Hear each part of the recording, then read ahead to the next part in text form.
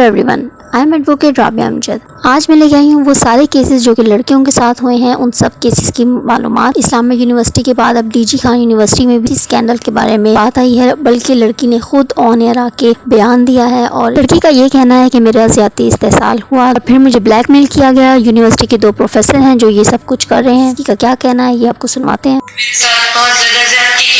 मुझे अपने हॉस्टल बुलाया, एक रात में वहीं रही। उसके बाद ये लोग मुझे ब्लैकमेल करते हैं कि मैं इधर डिपार्टमेंट में किसी भी टीचर को, हेड को कोई बात ना बताऊं।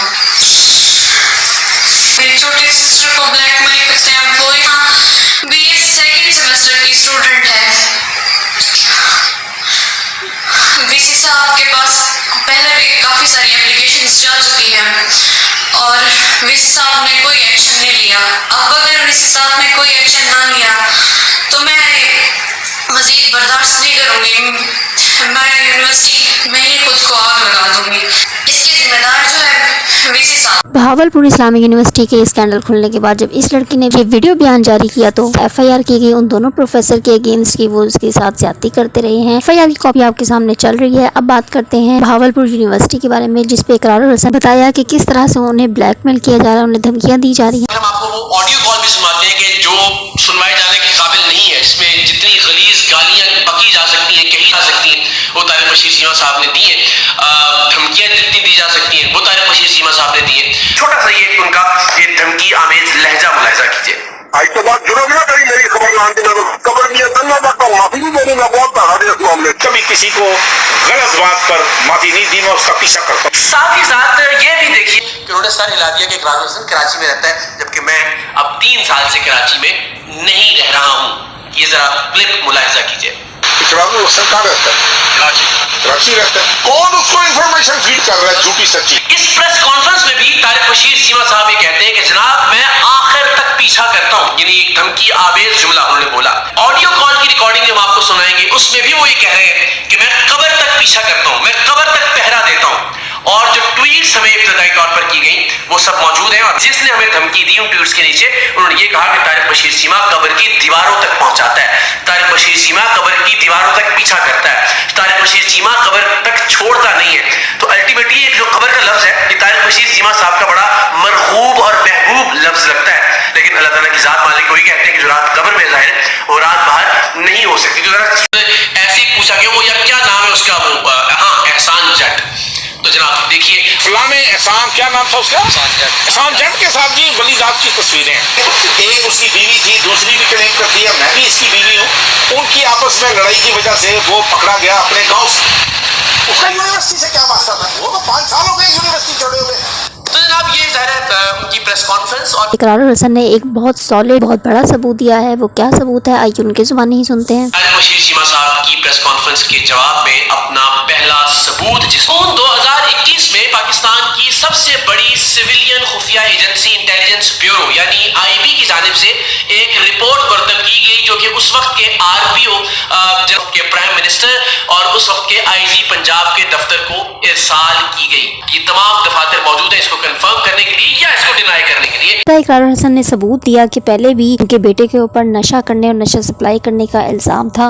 और अब बात करते हैं कराची के उस केस की जो कि सीसीटीवी के कैमरेज में कैप्चर हो गया। अजीब सा वाकया जो कि कोई सोच नहीं। ये आदमी जो कि बाइक पे जा रहा है ये मौलवी, लेकिन वो इस तरह से लड़की को करके गया है, उसको छेड़ के गया है कि जो सीसीटीवी में कवर हो गया। और इस कराची का ये केस है कि पुलिस ने फाइनली एक्शन ले लिया है। हरासमेंट के केस में इसको पकड़ लिया है, इसकी तस्वीर शाया ही है। फुटेज और मॉडर्न टेक्निक्स का इस्तेमाल करते हुए फीमेल हरासमेंट केसेस पे किया। राया में आया 5 आदमियों ने एक एजेड गार्ड को पकड़ के डीएचए के राया में उनको मारा, सिर्फ इस वजह से कि उन्होंने उसकी गाड़ी रोकी थी। ट्रिगर वार्निंग है कि आजकल के दौर में किसी को भी किसी की तमीज नहीं रहेगी, बड़े छोटे का कोई एहतराम नहीं रह गया। चीज को यशमा गिल ने बहुत ज्यादा इस पे आवाज उठाई है। उन्होंने इंस्टाग्राम पे अपनी ये स्पेशली पोस्ट लगा जिसमें उन्होंने लिखा है will my feed ever be free from this type of news. DHA राया के सीसीटीवी फुटेज में ये वीडियो कैप्चर हुआ है, ये सीन कैप्चर हुआ है जिसमें एजेड उम्र के जो डीएचए के गार्ड है उन्होंने इनकी गाड़ी रोकी और जब उन्होंने देखा कि वो नहीं रुक रहे और वो अंदर से ही गालियां देने लग गए तो वो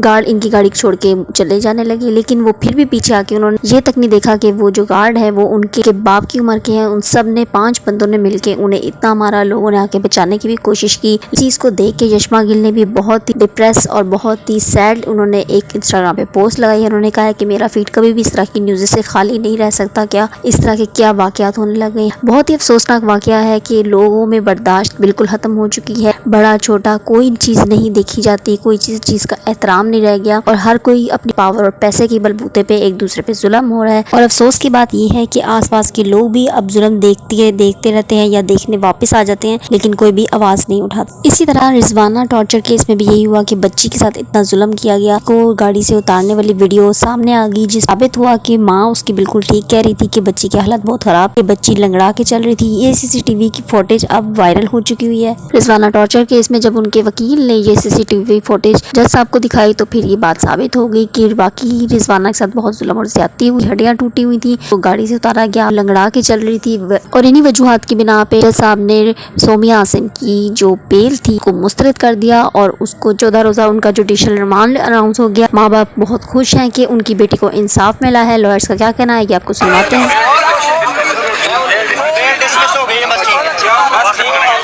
और हमें ये महसूस हो रहा है कि कोर्ट हमारे साथ जनमत साफ करेगी और दुआ और पाकिस्तान में अदालतें अपनी कायम है और इंसाफ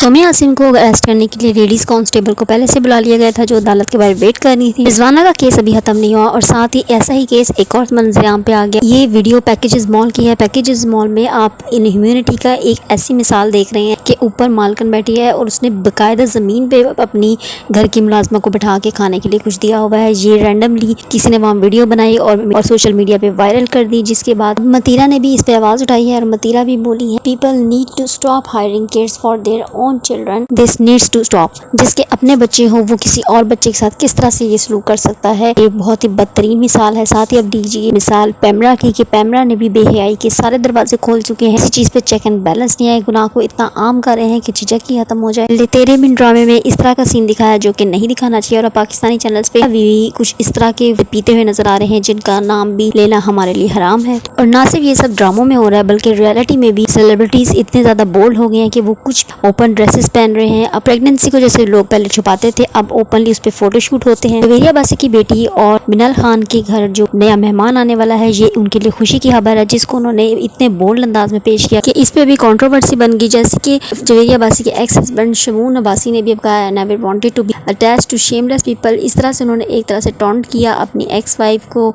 और अपनी बेटी को। वो डिफरेंट टाइप की और भी पोस्ट लगा रहे हैं जिसमें पता चल रहा है कि वो डायरेक्टली टॉन्ट लगा रहे हैं अपनी एक्स वाइफ और अपनी बेटी को। देखा जाए तो कुछ लड़कियां खुद इस तरह से करती हैं और कुछ जो मजलूम होती हैं उनके साथ बुरा हो जाता है। मज़ीद केसेस, व्यूज और न्यूज़ के लिए देखते रहिए चैनल की like and subscribe my YouTube channel. Thank you.